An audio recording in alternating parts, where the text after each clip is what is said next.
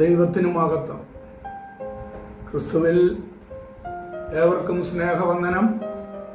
കഴിഞ്ഞ ദിവസങ്ങളിലായിട്ട് ആത്മാവിൻ്റെ പ്രകാശനങ്ങളെക്കുറിച്ച് നാം ചിന്തിക്കുകയാണല്ലോ.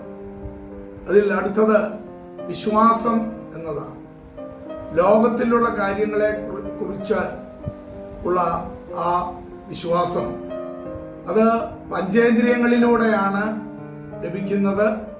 എന്നാൽ പ്രകൃത്യാതീതമായ വിശ്വാസത്തെ ദൈവത്തിൽ നിന്നുള്ളത് എന്നാണ് ദൈവവചനം വ്യക്തമാക്കുന്നത്.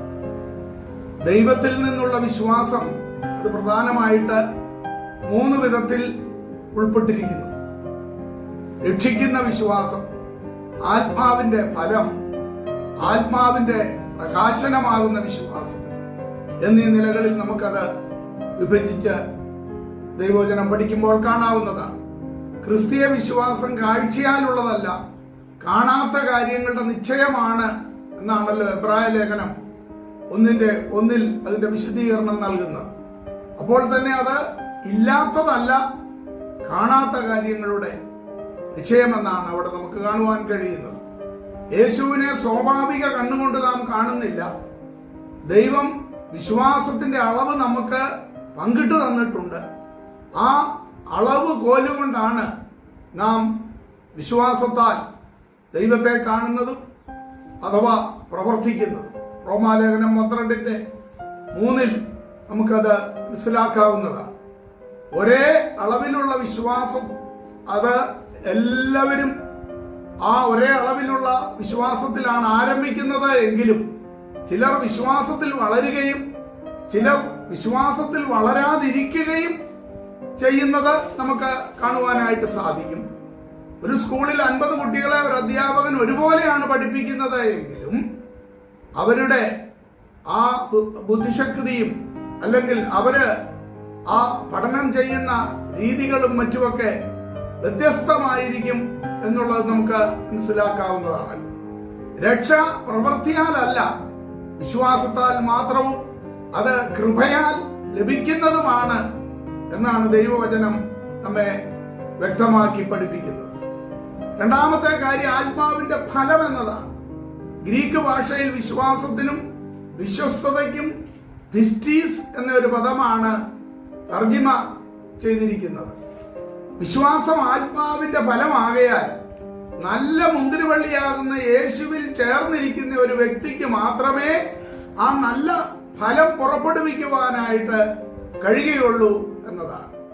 മൂന്നാമത്തെ കാര്യം ആത്മാവിന്റെ പ്രകാശനമാകുന്ന വിശ്വാസമാണ്.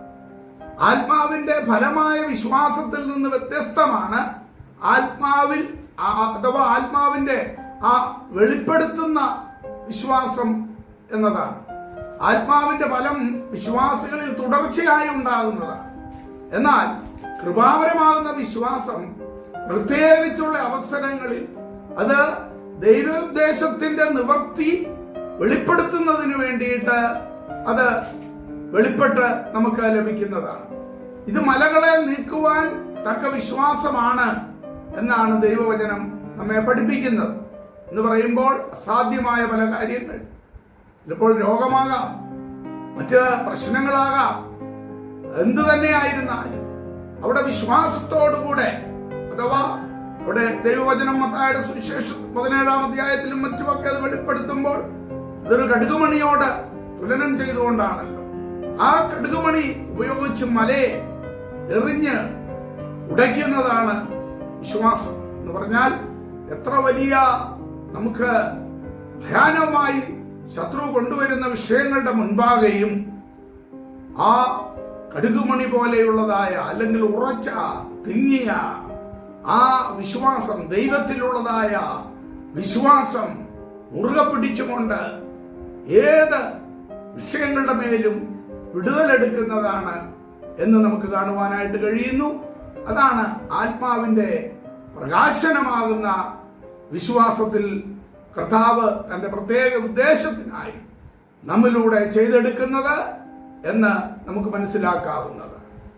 അതെ, അപ്രകാരം കർത്താവിൽ ആശ്രയിച്ച് നമുക്ക് ദൈവം തന്നിരിക്കുന്ന കൃപാവരങ്ങളെ ജ്വലിപ്പിക്കാം, അതിനായി പ്രാർത്ഥിക്കാം.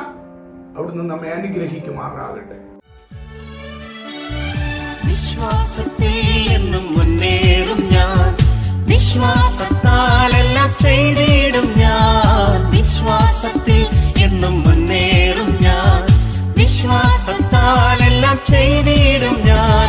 ഒന്നും അസാധ്യമായില്ലെന്റെ മുമ്പിൽ ഇനി ജയം എനിക്ക്